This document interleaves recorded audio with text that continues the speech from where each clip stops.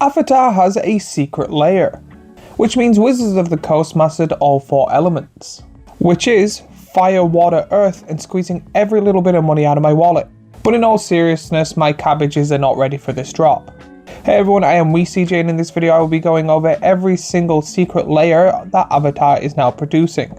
If you are an Avatar fan, or a secret lair collector, or just want some fancy new reprints for the decks that you've built or want to build, I will be breaking it all down and giving you my thoughts and opinions on this secret lair set.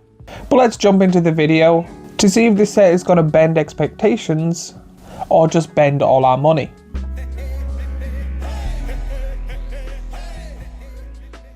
This is going to be a full secret lair drop with multiple secret lairs all about Avatar: The Last Airbender. It is made of multiple themes and jokes throughout the series, with different card arts and also focusing on different parts of episodes that are very well known and loved. When it comes to this secret lair, it is mainly aimed for Avatar fans. There's a lot of Commander cards that are really good, people who want to complete every single Avatar card or collect them, or people wanting a unique art version of a staple card that they have and love. But before we go any further, a quick little shout out for my little merch store. I have a little merch store where I make t-shirts and hoodies in multiple sizes and colours for people to enjoy.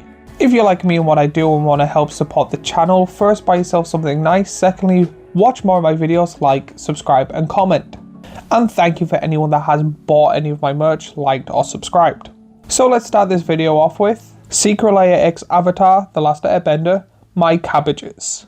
Throughout all of the episodes there is an iconic man who is just wanting to sell his cabbages and every time is failing. They either get destroyed or his card gets destroyed. It is a very known and probably one of the most funniest characters in all of Avatar.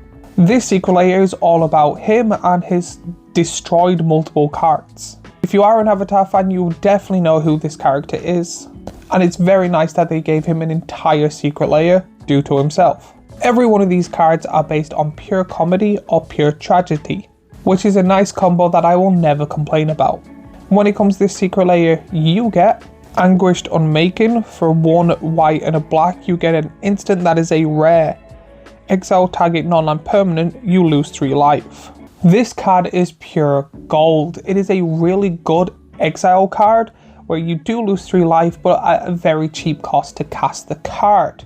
Getting rid of big massive creatures is so good, especially in these colours. Now when it comes to the art, I absolutely love it. The art style is pretty much just from the show itself.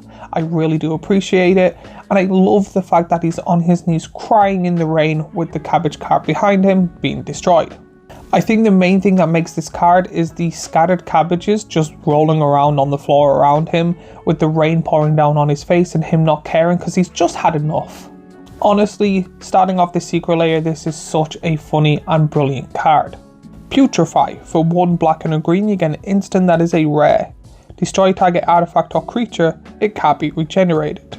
This card is pure chaos. I can't remember in Avatar if there was giant flies. I know there was like penguin turtles and stuff like that, so again I would not be surprised, but I really do appreciate that 2 of these cards so far have just been pretty much destroy spells, which is pretty much the whole point of this joke. So again, 2 really good destroy exile spells on this secret lair already. I love his reaction to this, just watching the giant fly and all the other flies just eat all the cabbages and him just not being able to do anything. It's so funny. I love this secret lair already. Chain of Vapor. For a blue, you get an instant that is a rare. Return target non-land permanent to its owner's hand.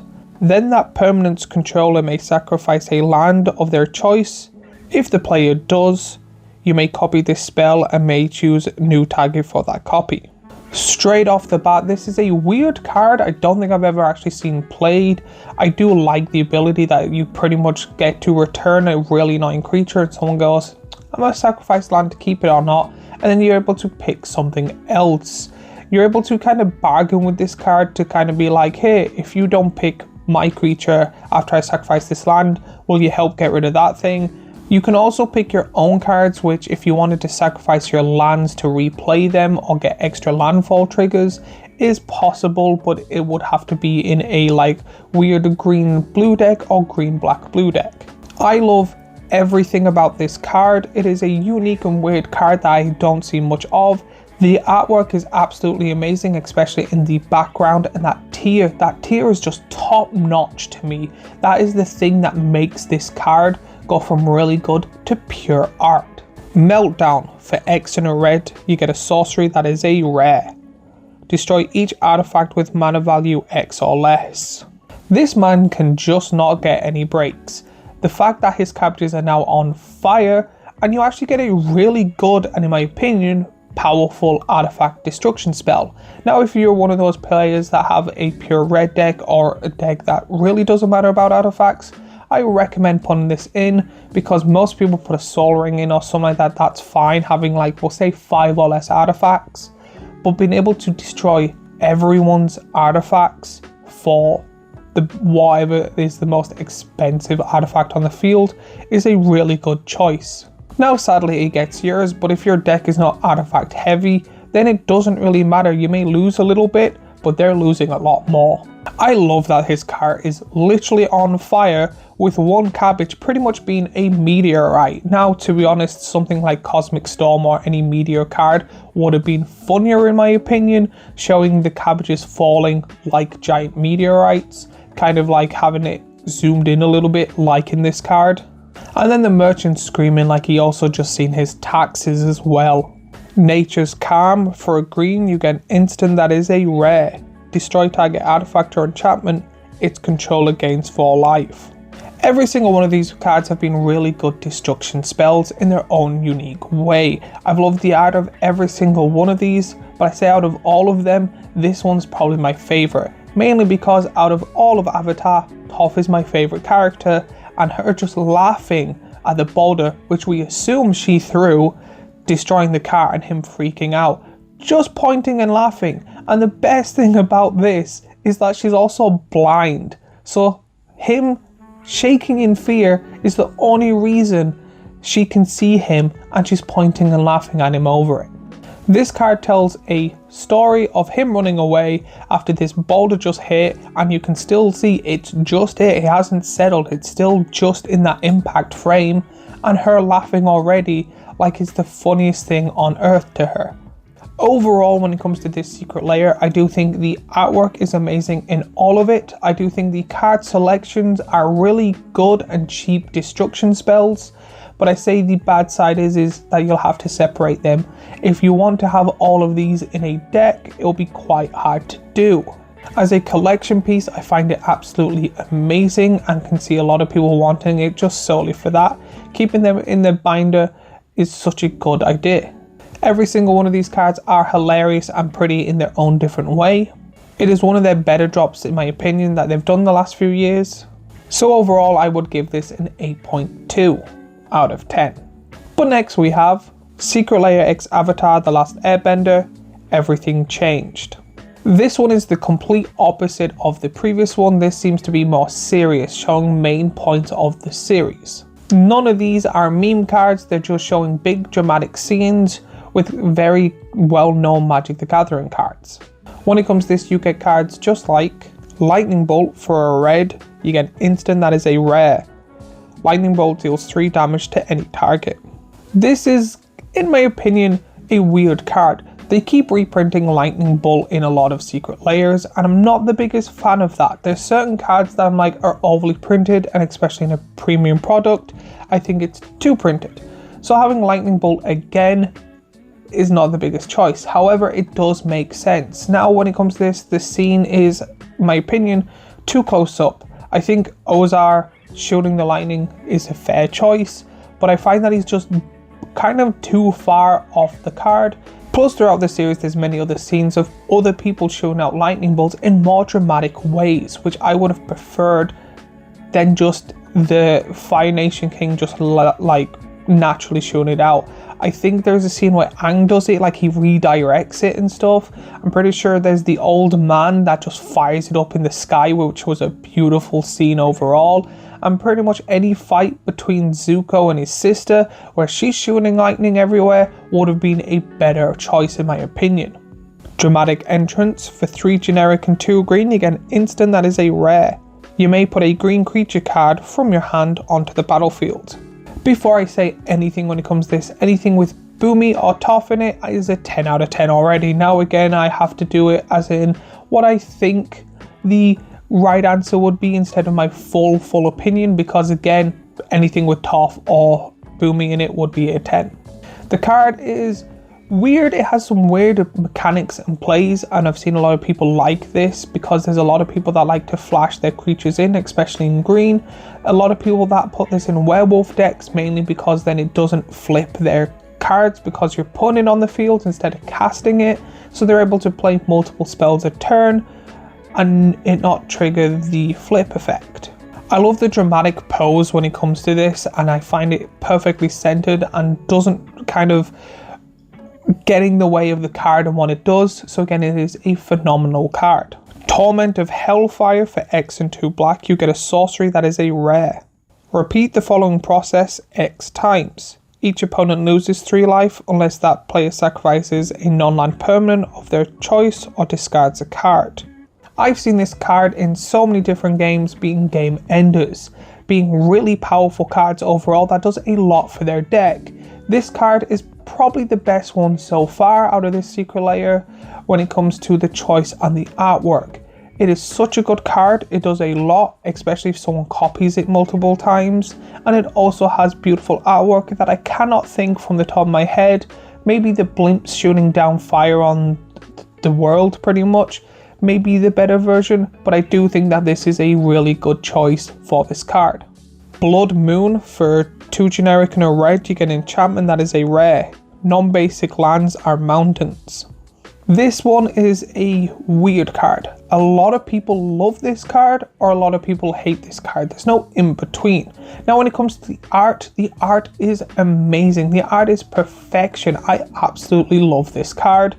When it comes to the art itself, there's nothing I can really think of from the top of my head which would make a really good Magic card and a really good scene from Avatar work so well together. But overall, what would I give this? I would give this a 6.1. It does have good card selection, but none of it really ties together. It just seems they got kind of random scenes that people know of and just went, what's the closest Magic card we can put in? So again, it is a really cool selection of cards, really cool iconic scenes, but just doing that and printing Magic card stuff on it is not a good Secret Lair to me. I find this to be kind of a weak but still good Secret Lair. Secret Lair X Avatar The Last Airbender, a lot to learn.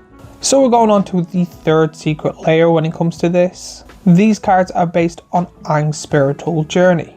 Him training, talking to his past lives, and very memorable moments throughout the entire series. This one is going to be calm and beautiful, and hopefully some solid drops as well. So when it comes to this, you get Aang Ascendant Airbender, or Sarah's Ascendant. For a white, you get a creature human monk that is a rare, has lifelink. As long as you have 30 or more life, this creature gets +5/+5 and flying and is a 1/1. This card in Commander is absolutely busted and broken, mainly because you start off with 40 health. The amount of times I've seen people go turn 1 planes, then this is unreal. A turn 1 6/6 with flying and lifelink is so good that a lot of people usually pop off their counter spells or kill spells on this ASAP. The only thing I say I would change to this is make it legendary. Yes, I'm one of those people. This card is pure joy and is a really good kind of face card of this Secret Lair. I think they're going to make a really good job, kind of if they had focused on building not a deck around this, but having a white and potentially blue deck and filling these cards in. The colours of this is pure joy, and I do like the fact that it's showing Aang at probably his happiest he was. Ponder. For a blue, you get a sorcery. That is a rare. Look at the top 3 cards of your library, then put them back in any order. You may shuffle, draw a card. This is a really good draw card. For 1 blue, you get to draw the top card of your library, but you also get to check what it is and put it in any order you want, so you know what your next 3 cards are. It's pretty much scry 3, then draw 1, which is a really good ability but the price of the card is what makes it amazing. For 1 blue you get to do this. Usually you have to pay maybe 2 or 3 mana to draw a card, and maybe scry 1. This is scry 3. The artwork is very emotional, which is what the Secret Lair wanted to be, showing 3 of his past life, which I believe is the 3 most recent. I'm pretty sure the original card is a hand with 3 blue moons, so it's a very good reference to that. This Secret Lair really shows the theme that they were aiming for.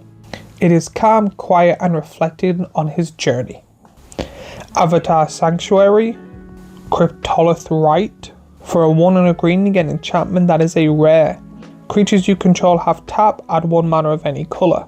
This is a strange card. I do really like this, and it kind of showing that all the Avatar past is still powerful, that they're able to tap for the colours needed, pretty much kind of representing that each of the avatars can tap for the colour that they produce. I've only ever seen this card played once, and I did not like it, mainly because they were playing a sapling deck, having 100 plus saplings that can all tap for mana. So again, it was a very powerful card for that deck. Now when it comes to that, I don't see this card used in any other real decks or any other decks that can thing. Maybe elf decks might be a good one, but it seems to be a very niche card. But for 2 mana, all your creatures tapping to give you pretty much any mana you want, this will make a really good Wooburg deck. I've actually been thinking of making a Wooburg sapling deck on Moxfield and making a deck on it, so if you're interested, let me know in the comments down below. Whose Reach or Kodama's Reach. For 2 and a green you get a Sorcery Arcane that is a rare. Search your library for up to 2 basic land cards, reveal those cards, pull 1 onto the battlefield tapped and the other one into your hand, then shuffle. Kodama's Reach is one of the best and most powerful land search cards in Magic the Gathering. I absolutely love it. The fact that if you don't play a land for a turn, we'll say, you get to play the land and also get to play the other land that comes into your hand is really good. There's also other cards that let you play additional lands per turn, so you can then play your land for turn to then tap to play this, to then get the second land, to then play the third if you already have a card on the field that lets you play an additional land. This card in landfall decks is really good, and it helps you search out the kind of basic lands you need if you have a 2, 3 or 4 or 5 color deck. This card is really cool. The artwork in it is beautiful. I love the little swamp dudes, they were funny, and I love that this has, I didn't know its name was Hughes, but I find it so cool reaching out for the apples, and the additional add of the frogs makes this such a beautiful card. Overall, I would give this a 6.8 out of 10. The art style in all of these are absolutely beautiful. I love them all. They kind of seem to be a little bit all over the place. When it comes to Secret Lairs, I like kind of like a hard focus when it comes to the card choices and the colors, but I do like that it shows off his journey, even though at the last one, Kodama's Reach, didn't have anything to do with Aang. They've got some very powerful cards in here and some really cool and unique cards that people will just put in their decks to kind of make a better version of it. But personally, I think this is mainly for the collectors that just want everything that says Avatar on it, because I've seen a lot of people when it comes to Universes Beyond mainly wanting to collect then play, have a binder of all of the Universes Beyond of that certain section. So again, when it comes to this is a really cool for a collector's piece. I think it is too broken and all over the place for people that want to kind of play this Secret Lair. Secret Lair X Avatar The Last Airbender, One with the Elements. This one is a weird one to me. I seen the cards straight off the bat and I seen that it was white, blue, black, red, and then it had a Izzet card. That to me is very strange. I think if they were going for a, we'll say, one of each colour and a Wooburg card in a land, potentially, but the fact that they show off a dual card and just one is very weird. I know I haven't gone through the cards, but my main thing that I absolutely find beautiful that I don't want to say for each single one is the way the card is laid out. They've done it that the cards have like a really beautiful border, and I'm just going to say this now, in all of these cards, the border's beautiful and amazing. If they'd done this, what they did with the Mystical Archives, I would be trying to collect them all when it comes to this border. But when it comes to the card itself, you get Silence for a white, you get an instant that is a rare. Your opponent can't cast spells this turn. This card is so good. One, the name being Silence, and then Aang just meditating in silence is funny. Again, border's amazing. I do find this card great. However, I've only ever seen people use it in two circumstances. One, with that scepter that lets you recast every single time, and then they have it where whenever they play, they get to untap everything, or unwinding clock or something like that. So pretty much they have it in a stacks deck where they just go, only I get to play. So every time someone does something, they just go, nope, no one gets to play anything except for me. Or the same thing as a rebound card, or a card that they've put a bunch of things that lets you bring instant and sorceries back from your graveyard and stuff like that. So I've only ever seen this card not solely on its own, with other cards to make it absolutely broken.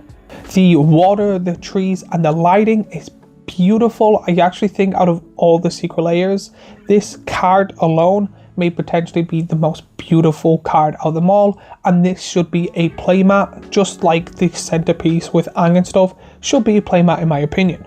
Preordain for a blue, you get a sorcery that is a rare. Scry 2, then draw a card. So as I said previously, there is a more powerful version of this where you get to scry 3 instead, and then decide if you want to draw the card. For the same mana, you get to scry 2 instead. However, for a blue card, it's weird that it is all airbenders. With the North and South Pole and Katara being a waterbender, they could have been something else that they could have picked, rather it being card-wise or it being character-wise as well. I think when it comes to the border, I think the blue version is the best. However, I am going to be biased because I am a lover of blue, if you cannot tell. Legit, all the walls, my chair, my hair is blue. I have Stitch up there, a whole section of Stitches. Again, just best Pokemon game, blue, well, emerald, but still blue. Painful Truths, for 2 and a black, you get a sorcery that is a rare. Converge. You draw X cards and lose X life, where X is the number of colours of mana spent to cast this card. So realistically, if you have a pure black deck, you get to draw 1 and lose 1 life. If you have a 3 colour deck and use all 3 pips of mana, you get to draw 3 cards and lose 3 life. Not gonna lie, I actually think the best thing about this card is its artwork of literally the card being Painful Truths, and then her punching the mirror and it's smashing, showing multiple shots of trauma that's happened in her life. I actually think this is a really good kind of what the card is and what the artwork represents, being a really good kind of collage or collab together. Past in Flames, for 3 and a red, you get a sorcery that is a mythic. Each instant and sorcery card in your graveyard gains flashback until end of turn. The flashback cost is equal to the mana's cost. Flashback for 4 and a red. Not gonna lie, when I seen this card, I think something like the fire that makes a token of itself and it's the 2 people next to each other would have been a really cool card. However, this is perfect in my opinion. It is a really powerful card with really amazing artwork, and it represents the story that it's telling. You are literally getting cards from your past to make you stronger, which is pretty much all of Zuko's kind of thing, that he holds on to his past to make him weaker and he has to kind of let it go and go through it to be one of the most powerful firebenders in existence. I really love how emotional this card is and how the fire ring around them is really, really beautiful. It is a beautiful and very emotional spell for Avatar. Force of Vigor, for 2 and 2 green, you get an instant that is a rare. If it's not your turn, you may exile a green card from your hand rather than pay this spell's mana cost. Destroy up to 2 target artifacts and or enchantments. I have seen this played in an elf deck way too many times where someone goes, I've got 20 elves in my hand, I'm going to sacrifice this little 1/1 mana green elf to destroy your enchantment you just played and your artifact. And I'm just like, wow, thanks, great card. I've never actually seen this card paid for full price. This is such a good card and really obnoxious because you just get to go, I don't want to destroy them now, I'm going to end my turn, I've got no mana, people let their guard down, then you just go, cool, I'm going to play this really powerful enchantment or really powerful artifact or artifact creature, and then someone just goes, hold on 1 second, I'm going to get rid of this little card that has been in my hand for 3 turns that I don't care for to destroy that really big powerful artifact or enchantment you just played. And it's like, I wasn't thinking about you because you had no mana and you're not playing blue, so I wasn't really worried. But now, screw me, I guess. Again, this artwork is plain and simple. It's just Toph playing with stones, which again is her whole thing. I do find it, compared to the previous 2 cards, and actually technically previous 4 cards, this is the least emotional one. It just seems to be her having a fun time. Now, if it was something to do with like when she's flying up in the air and she can't see anything, something like that may have been more emotional, or her family events and stuff like that. But to be honest, this just seems to be a good card overall. Expressive Iteration. For blue and red, you get a sorcery that is a rare. Look at the top 3 cards of your library. Put one of them into your hand, put one of them on the bottom of your library, and exile one of them.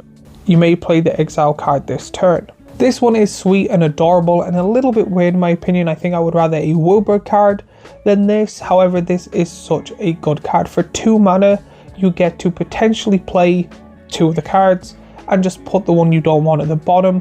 Again, if it's one of those that you look at the top 3 and you don't even need both of them, or you don't need 2 of them, you don't have to play that card. You can just put the most important card into your hand. I do love the art and the kind of emotional aspect of this card, of them 2 who didn't like each other start working together. However, I know Aang and Katara end up getting together. So again, I think maybe a weird card.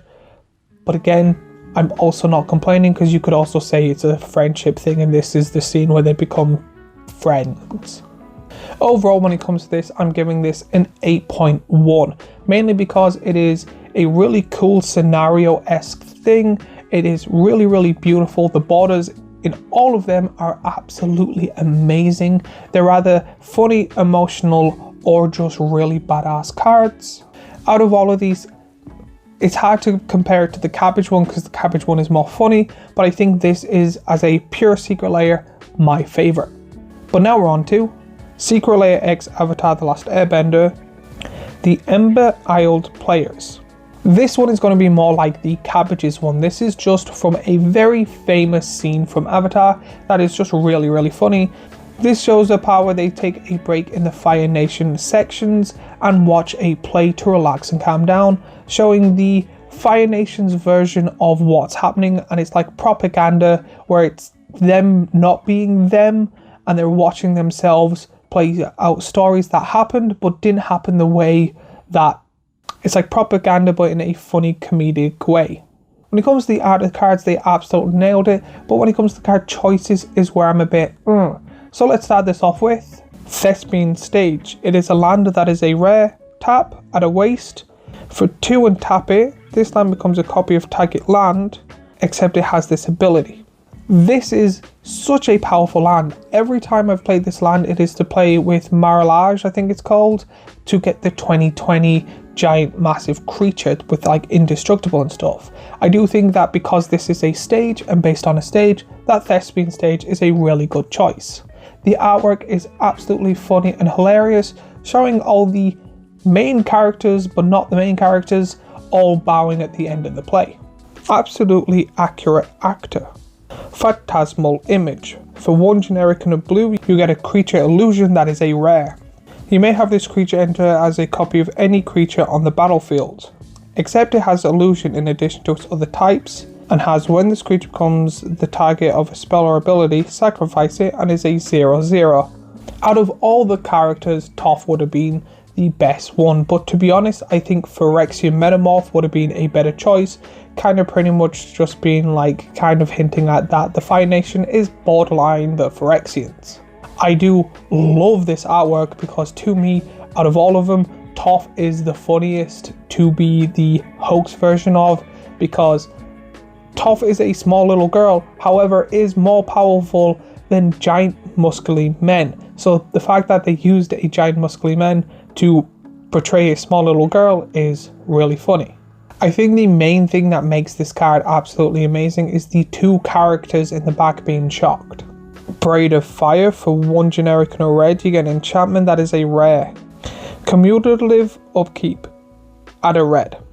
When it comes to this, I find the card to be funny, the art to be really good for a comic kind of esque thing. The card selection though is terrible. This is, in my opinion, a really bad card. It's quite good if you have a bunch of instances that cost 1 red, because it's pretty much you just get the mana but then it goes. You need to play this at instant speed. I've seen so many people go, this card's great, realize what it does, and then not like this card.